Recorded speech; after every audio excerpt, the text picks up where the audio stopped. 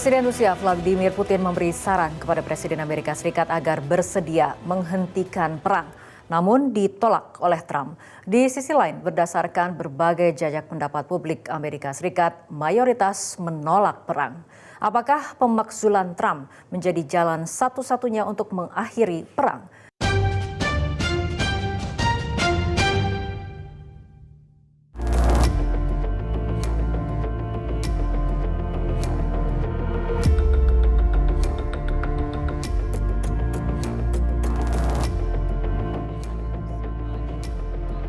Di tengah agresi militer yang kian memanas, Presiden Amerika Serikat Donald Trump menelpon Presiden Rusia Vladimir Putin. Dalam percakapan tersebut, diketahui Putin meminta agar Trump segera menghentikan agresi. Penasihat kebijakan luar negeri Kremlin, Yuri Usakov menyebut percakapan yang berlangsung selama 1 jam tersebut dilakukan atas inisiatif Amerika Serikat. Trump dan Putin membahas beragam isu, mulai dari konflik di Timur Tengah, Ukraina hingga situasi Venezuela. Ia menilai percakapan kedua pemimpin berlangsung secara terbuka dan konstruktif. Putin menyampaikan beberapa gagasan untuk menyelesaikan konflik di Timur Tengah. Дана характеристика происходящего в настоящее время на линии боевого столкновения, где российские войска продвигаются весьма успешно.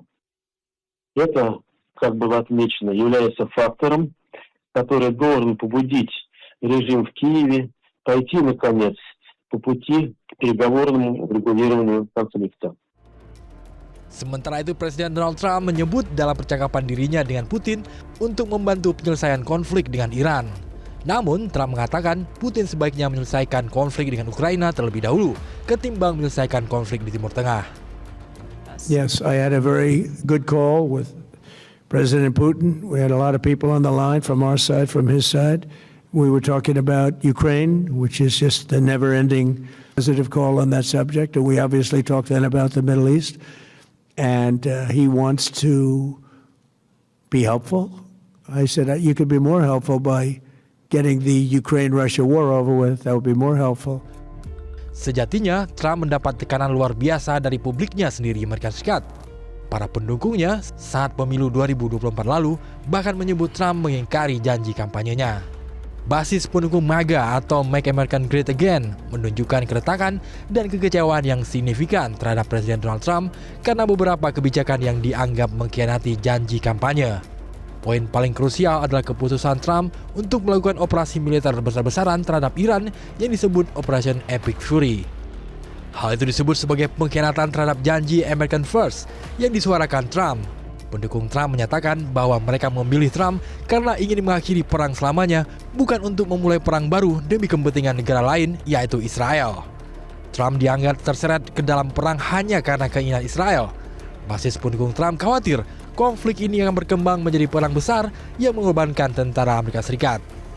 Selain itu, pendukung juga kecewa karena Trump yang menjanjikan perbaikan ekonomi justru kondisinya tidak kunjung membaik.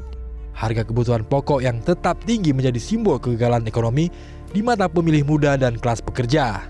Kondisi di medan perang terbilang buruk bagi Amerika Serikat. Pangkalan militer Amerika Serikat di negara-negara Teluk hancur lebur dibombardir Iran. Menteri Luar Negeri Iran Abbas Araghchi dalam wawancaranya dengan televisi NBC pada 8 Maret mengungkapkan bahwa Amerika Serikat dan Israel minta gencatan senjata, namun Iran tegas menolak permintaan tersebut. Salah satu alasan menolak gencatan senjata karena Amerika Serikat dan Israel telah melanggar gencatan senjata yang dicapai untuk mengakhiri perang 12 hari tahun lalu. Abbas Araghchi menegaskan bahwa Teheran akan terus melanjutkan perlawanan demi rakyat hingga mencapai penghentian perang secara total dan permanen. Juru bicara Korps Garda Revolusi Islam Iran atau IRGC, Jenderal Ali Muhammad Naini pada Ahad mengatakan bahwa angkatan bersenjata Iran siap menghadapi perang skala penuh dengan intensitas tinggi selama setidaknya 6 bulan. Naini menambahkan bahwa hingga saat ini Iran sebagian besar masih menggunakan rudal generasi pertama dan kedua yang diproduksi lebih dari 1 dekade lalu. Dar taslihat ham dar راهبرد هم در تاکتیک ابتکار عمل ذراتخانه موشک‌های سنگین بالستیک کروز انواع پهباد و شناورهای تهاجمی متناسب با یک جنگ گسترده، یک جنگ تمام عیار، یک جنگ طولانی تامین شده. نیروهای مسلح توانمند ما مقتدر جمهوری اسلامی حداقل برای یک جنگ تمام عیار 6 ماهه پر شدت با همین ریتم فعلی آمادگی کامل دارن. موشک‌هایی که تا کنون ما استفاده کردیم عمدتاً مربوط به نسل‌های اول و دوم هست، عمدتاً تولید سالهای 91 و 2 و 3 هست و در 10 سال اخیر آنچه که تولید شده ما اصلا استفاده نکردیم، در شرایطی که تولید در سالهای اخیر چند برابر شده.